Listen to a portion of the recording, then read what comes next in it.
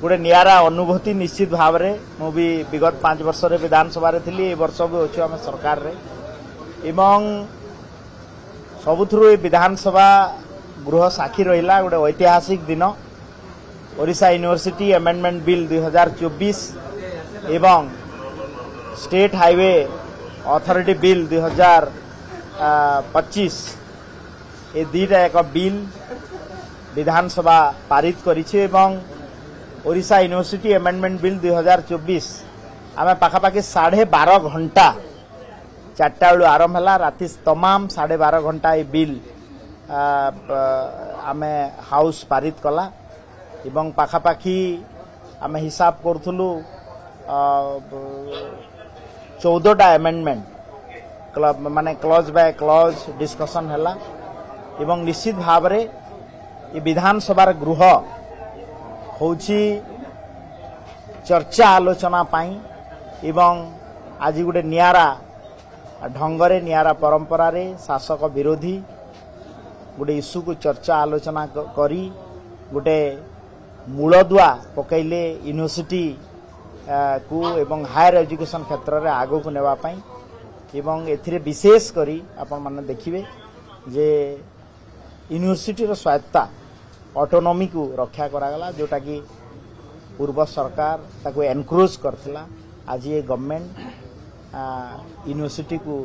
autonomy देवार प्रचेष्टा करिछि निश्चित भाव में यह गोटे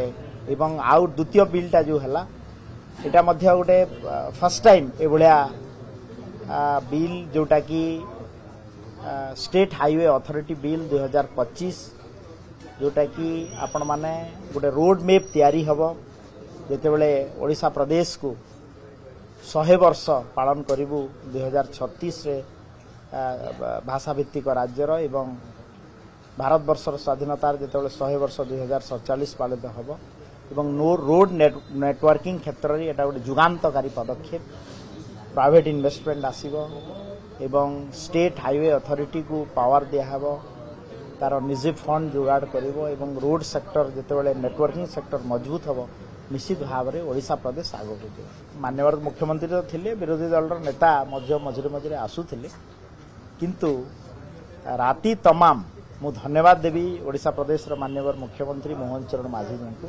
से राति तमाम रहिले एवं ए बिल एवं हाउस केमिति परिचालना होछि एवं विशेष करी सबुथुरु बड़ उपलब्धि एवं ट्रेनिंग प्रोग्राम हला एटा हमर नुआ में विधायकन को पाई जे गोटे विधायकर प्रथम प्राथमिकता होछि जे विधेयक को पारित करिबा एवं निर्भुल भाव में विधेयक पारित करिबा गोटे विधेयक जेते बेले आसे विधानसभा रे केमिति क्लॉज वाइज अमेंडमेंट हबो ता उपरे इंट्रोडक्शन रे केमिति तार इंटेंशन कथोपकथन एवं उद्देश्य उपरे संबंध रे आलोचना हबो क्लॉज वाइज डिस्कशन हेबो एवं पासिंग मोशन रे डिस्कशन हेबो या गोटे मध्य बड़ ट्रेनिंग प्रोग्राम थिला जो माने नुआ विधायक हेकरी आम हाउस भारतर एकमात्र परीक्षित बायोसार पृथ्वी प्रो माटी को रखे सुस्थ दिए नुआ जीवन धान पनीपरिबा और डाली जातीय फसल पाई लाभदायक